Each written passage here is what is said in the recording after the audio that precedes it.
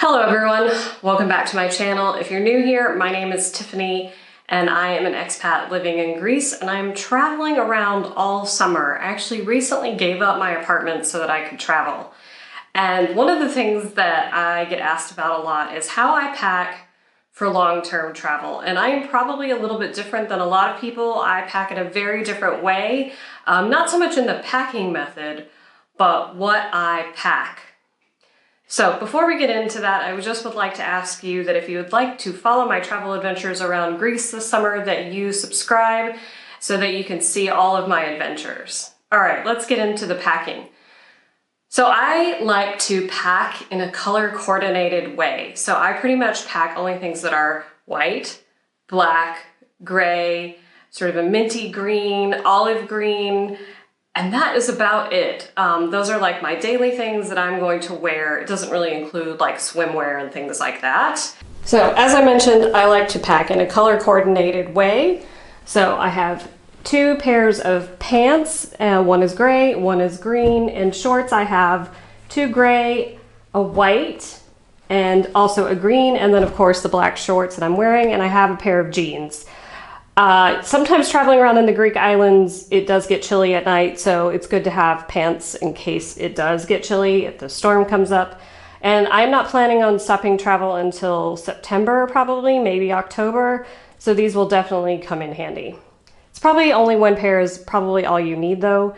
Obviously, if I was traveling somewhere for the whole year and it was going to be variable seasons, I would have to change this up a bit. But since I'm just doing Greece, I can stick with this. All right, top's pretty much the same. I'm wearing a shirt that I've obviously packed to come on this trip. It's a long sleeve linen shirt, and the good thing about the linen shirt is it keeps me warm if it's chilly with sleeves, but it still lets air in if it's hot. So I have a white tank top. I have, excuse the mess, I have a gray tank top, two black t-shirts. This is where my color does vary a little bit. I love this color. And I have another long sleeve shirt that's like this. This is great in case it gets chilly. I like to have a little bit heavier shirt. This is particularly helpful if you're on a ferry and you're outside. There are enclosed spaces in ferries, but again, it's nice to have another long sleeve linen shirt. And then this one, it's just good. I like to sometimes wear long sleeve shirts for sun protection. Because the sun can be quite intense here. I have two white t-shirts and a black tank top. So as you can see, except for the mint things that won't go with the green bottoms, everything goes with everything else. Okay, when I'm in Greece, I do like to get dressed up a little bit sometimes for dinner. So I have three dresses, two of them are black and one is this blue and white stripe. The good thing about the blue and white striped dress is you don't need it to coordinate with anything. It just needs to stand alone on its own. And then I have a lightweight black sweater and a lightweight gray sweater. Again, they can all go with everything. And then I also have two scarves. They're very lightweight. One is sort of this lavender and white, and the other is purple and black. Again, they can pretty much go with everything and can be layered in case it does get chilly. All right, here we have some of the outliers. Obviously, swimsuits don't need to color coordinate. I have three of them. Sometimes it takes a while for things to dry in Greece, so it's always good to have at least two swimsuits. But since I'm traveling long term, I packed an extra. It may be that some of these are kind of old, so they may get thrown out at some point on this trip. In Greece, a lot of the hotels will not let you bring the hotel towels to the beach, so I have a beach towel. It's also useful, it can be used as a scarf, or if it's really chilly in your hotel and you don't have an extra blanket, I've used it as a blanket. It's kind of a good, extra thing that can serve many purposes. I do have some workout clothes, like I said, just to see if I would do some exercise that I do need to do. I've only packed two bottoms and two tops, just because this is easily washed in a sink and then hung to dry. So it's not such a big deal, and I don't exercise as much as I should. I have two pairs of pajamas, and this is my swimsuit cover-up. So I am a big believer of packing cubes. It is how I get all of this stuff into my suitcase, and believe it or not, I don't have a gigantic suitcase. I'll show you once we get stuff packed in these packing cubes. I start with bottoms because those are heavier and they take up more space. And I have one of these giant, I think they're called the large, and these are the Eagle Creek packing cubes. And again, the link is down in the description box.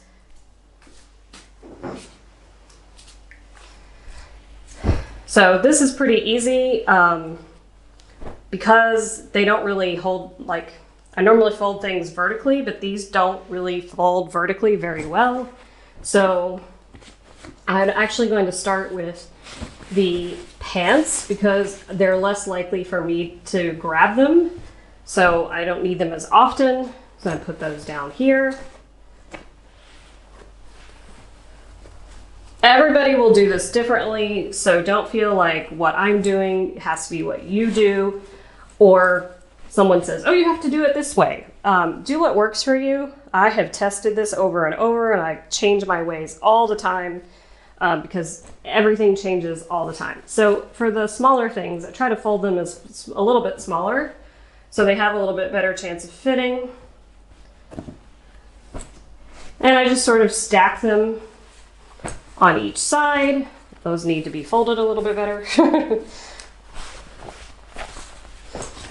Like that. And then we have the last pair. Now, what I will say is I am wearing shorts, but usually when I'm on the ferry in Greece, I do wear one of those pairs of pants because the ferry usually has good air conditioning and it can get a little bit chilly. So the nice thing about these packing cubes is, yes, everything is sort of sticking out, but once you get it all zipped up, everything fits in there really nice and neatly. Ta-da! That is the large one.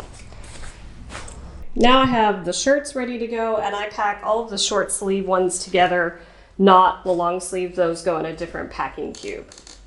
So the way I pack a shirt, we'll start with the new shirt, is you can see that it's already folded. But what I like to do is take it, lay it out like this, make sure the sleeves aren't wrinkled up on each other, because if you can prevent wrinkles, that would be good. And then I kind of do it like this. And if you're familiar with Marie Kondo, she kind of does it this way too.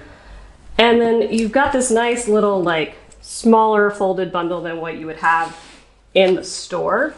And then I just sort of stack them up like this. I'll probably fold them all first and then I'll put them in the cube. So I'll show you how I do that.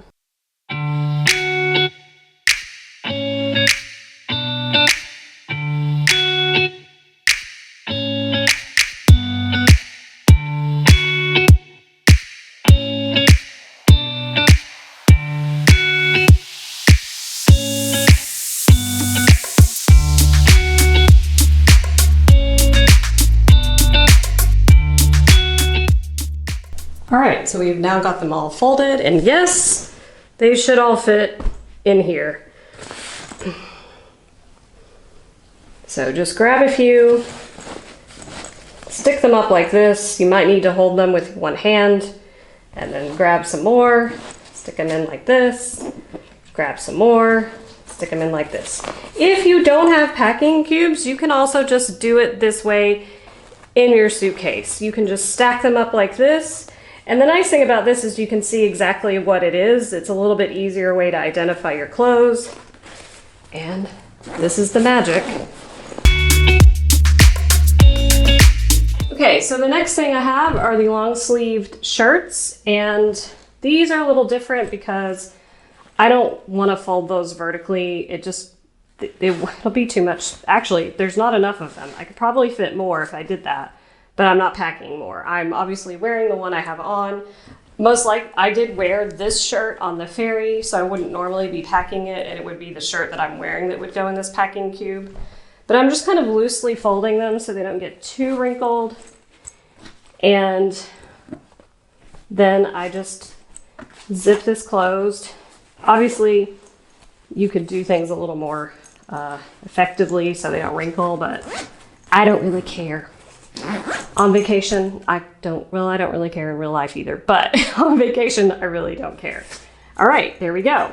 For my last packing cube, I'm putting my workout clothes. So you see I have the 2 pants and the top, and I've lost one, hold on, and the other top. And then I'm going to put my pajamas in with these. And my swimsuit cover-up. So the other thing about doing it this way is it kind of keeps you organized in terms of what you've packed in the different cubes. I know some people who, like for families, they take the packing cubes and they put everybody's, you know, whoever is going with them, you know, these colors are Bob's and this color is Jane's, and then you've got your 2 kids and they're a different color. Or I've seen some parents who maybe you're sending their kids away and they don't know if they're going to dress themselves. They'll put each outfit in a packing cube.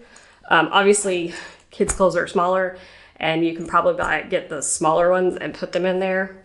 Anyway, so you can see how they fit in there. All right, now I'm going to show you how I actually fit all this in the suitcase. Now, the most important thing when packing a suitcase is to pack all of the heavy things at the bottom of the suitcase. So these are all the bottoms. These are my sneakers. They're obviously the heaviest pair of shoes that I've got for this trip. So those are going to go there in the bottom. And then I kind of like to build a little base layer on the bottom of the suitcase. So those are 2 out of the 3. Then I have this guy, and I'm going to stick here up on its side.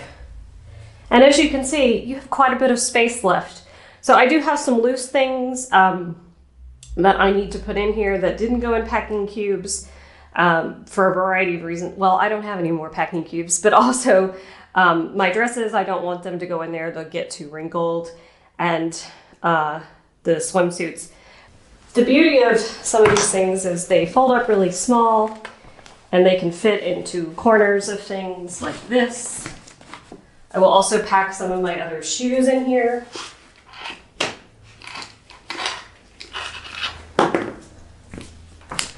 I always pack my shoes together like this, so that minimizes dirt from touching my clothes.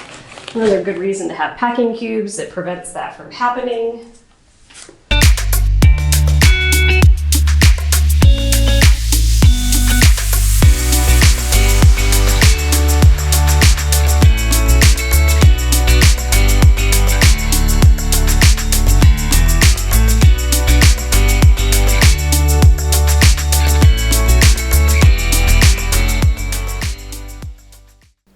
Here are all my toiletries and also my gear bag. Most of my toiletries are full size since I am traveling long term. I just find that it's easier rather than trying to run around and replace all of those things all the time. And now I'm just trying to fit it all in, and I just sort of shove things into nooks and crannies or to wherever I think they're going to fit best. This will just sort of depend on what works for you. It doesn't show up when the suitcase is sort of standing like this in the angle I have the camera, but what I'm going to show you is that this suitcase is actually slightly wider at the bottom, and that is good for 2 reasons. One, all your heavy stuff goes down here and it's usually bigger, so you have more space. But it also prevents the suitcase from tipping over if for some reason you have overpacked it. That's another reason you pack all of the things at the bottom. It helps prevent your suitcase from tipping over. I see it happen all the time in airports. People have packed too much stuff in their suitcase and they're just constantly falling. So this helps a lot. I also like it. It has 4 wheels. It's a Victorinox, so it's a pretty good quality. I've had it for 5 years now. It is getting a little bit worn, but it handles the streets well and I really like it. Both the suitcase and the packing cubes are linked below.